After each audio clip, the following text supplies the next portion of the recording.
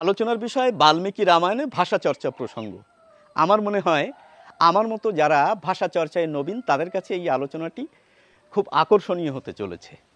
এখন মূল আলোচনায় যাওয়ার পূর্বে আমাদের এই বাল্মীকি রামায়ণের কোন অংশে এই ভাষা চর্চার প্রসঙ্গটি আছে সেটি জেনে নেওয়া প্রয়োজন। আমরা জানি সপ্তকাণ্ডে রামায়ণ রচিত। সেই সপ্তকাণ্ড রামায়ণের চতুর্থ কাণ্ড হচ্ছে কিষ্কিন্ধাকাণ্ড। তার তৃতীয় সর্গে এই ভাষা চর্চা প্রসঙ্গটি আছে। এখন ইতিপূর্বে আপনারা যারা রামায়ণ অধ্যয়ন করেছেন তাদের কাছে এই ভাষা চর্চার প্রসঙ্গটি পরিষ্কার হয়ে গেছে, কিন্তু যারা এখনও রামায়ণ পাঠ করেননি তাদের জন্য ঘটনাক্রমটা একটু সংক্ষেপে বলে দেওয়া প্রয়োজন, তাহলে আলোচনা বুঝতে সুবিধা হবে। দেখুন, ইতিপূর্বে রাক্ষসরাজ রাবণ সীতাদেবীকে হরণ করে নিয়ে গেছে। সীতাদেবীকে উদ্ধার করবার জন্য এবং রাক্ষসরাজ রাবণকে দমন করবার জন্য রামচন্দ্র তার ভাই লক্ষ্মণকে নিয়ে সুগ্রীবের সঙ্গে মিত্রতা স্থাপন করার জন্য ঋষ্যমুখ পর্বতের দিকে চলেছেন।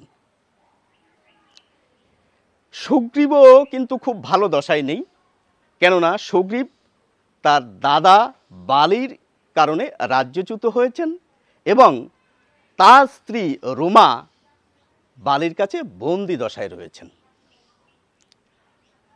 রাজ্যহারা স্ত্রীহারা সুগ্রীব তখন ঋষ্যমুখ পর্বতে প্রাণভয়ে আশ্রয় নিয়ে আছেন। দূর থেকে দেখছেন দুজন ধনুর্ধারী তার দিকে আসছে। এটা দেখে সুগ্রীব কিন্তু ভয় পেয়ে যায়। সে মনে করে তার দাদা বালি হয়তো তাকে হত্যা করার জন্য চর পাঠিয়েছেন। এই জন্য সুগ্রীব তার বিশ্বস্ত মন্ত্রী হনুমানকে ওই দুজনের কাছে প্রেরণ করে। তখন হনুমান ভিক্ষুরূপ ধারণ করে ওই দুজন অর্থাৎ শ্রীরামচন্দ্র এবং লক্ষ্মণের সামনে হাজির হন। হাজির হয়ে তাদের পরিচয় জানতে চান, তাদের এখানে আগমনের হেতুটিও জানতে চান। প্রসঙ্গক্রমে আরও কিছু কথোপকথন উঠে আসে। এখন হনুমান রামচন্দ্র এবং লক্ষ্মণের সামনে যে ভাষায় কথা বলেছিলেন সেই ভাষায় রামচন্দ্র অতীব খুশি হন এবং এতটা খুশি হন যে তিনি তার ভাই লক্ষ্মণকে হনুমানের ভাষা সম্পর্কে হনুমানের ভাষার কয়েকটি বৈশিষ্ট্য উল্লেখ করেন। আর সেই বৈশিষ্ট্যের মধ্যেই উঠে এসেছে এই ভাষা চর্চা প্রসঙ্গ। আমি এক এক করে হনুমানের ভাষার বৈশিষ্ট্যগুলি আপনাদের সামনে তুলে ধরছি। রামচন্দ্র তার ভাই লক্ষ্মণকে বলেছেন, হনুমান যে ভাষায় যেভাবে কথা বলেছেন এতে পরিষ্কারভাবে বোঝা যায় যে হনুমান নিশ্চিত রূপে ঋগ্বেদ, সামবেদ এবং যজুর্বেদ অধ্যয়ন করেছেন। হনুমানের ভাষা থেকে পরিষ্কার বোঝা যায় যে তিনি অবশ্যই সমগ্র ব্যাকরণ বহুবার অধ্যয়ন করেছেন, অর্থাৎ হনুমান কিন্তু ব্যাকরণে পণ্ডিত। এ কথা কিন্তু রামচন্দ্রের কথায় আমরা পরিষ্কার বুঝতে পারি। হনুমান কথা বলবার সময় একটিও অপশব্দ ব্যবহার করেননি এবং তিনি এত কথা বললেও কোথাও কোনো বাড়তি শব্দ প্রয়োগ করেননি, অর্থাৎ শব্দ ভাণ্ডারে কিন্তু হনুমান পরিপূর্ণ। তাছাড়া কথা বলবার সময় হনুমান যথাস্থান থেকে প্রতিটি ধ্বনি উচ্চারণ করেছেন, অর্থাৎ ধ্বনি তত্ত্বেও পবনপুত্র হনুমান কিন্তু দক্ষ।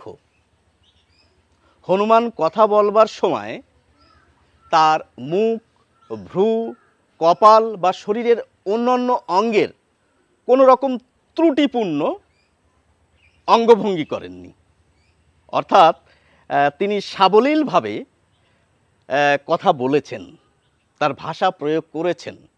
হনুমান কথা বলবার সময় উচ্চস্বরে কথা বলেননি বা নিচু স্বরেও কথা বলেননি। তিনি খুব দ্রুততার সঙ্গেও কথা বলেননি, আবার খুব আস্তে আস্তেও কথা বলেননি। হনুমানের ভাষা শুনে রামচন্দ্র এতটা খুশি হয়েছিলেন যে তিনি একটি চমৎকার দৃষ্টান্ত তুলে ধরেছিলেন লক্ষ্মণের কাছে। ধরা যাক কোনো হত্যাকারী তরবারি উঁচু করেছেন হত্যা করবার জন্য কাউকে, এখন হত্যাকারী যদি এরকম ভাষা প্রয়োগ শোনেন, তাহলে তিনিও কিন্তু তার সিদ্ধান্ত বদল করে হত্যা বন্ধ করতে পারেন। বন্ধুরা, এই যে ভাষা চর্চার প্রসঙ্গ আমি আলোচনা করলাম, যেখানে ধ্বনিতত্ত্ব, বাক্যতত্ত্ব বা শব্দতত্ত্ব বা একজন সুবক্তার কি কি গুণ থাকা প্রয়োজন, সেগুলি কিন্তু বন্ধুরা উঠে আসছে বাল্মীকি রামায়ণে। বাল্মীকি রামায়ণ কত সালে রচিত? পণ্ডিতেরা আমাদের বলেন খ্রিস্টের জন্মের 400 বছর পূর্বে, অর্থাৎ আজকের দিনে দাঁড়িয়ে আমরা বলতে পারি বাল্মীকি রামায়ণ প্রায় 2400 বছর আগে রচিত। সেখানে কিন্তু এই ভাষা চর্চার প্রসঙ্গটি এমনভাবে উঠে এসেছে, অর্থাৎ ভাষা চর্চা তখনও কিন্তু খুব সুন্দরভাবেই চলত। এখন আমি এই আলোচনাটি প্রস্তুত করতে সাহায্য নিয়েছি রাজশেখর বসুর বাল্মীকি রামায়ণ সারানুবাদ, জ্যোতিভূষণ চাকির গদ্যে বাল্মীকি রামায়ণ এবং গীতা প্রেস গোরক্ষপুরের বাল্মীকি রামায়ণ। তাছাড়া আমার বন্ধু সুশান্ত সিংহ ও আমাকে এই আলোচনাটি প্রস্তুত করতে যথেষ্ট পরিমাণে সাহায্য করেছে। সকলকে অসংখ্য ধন্যবাদ। ভালো থাকবেন।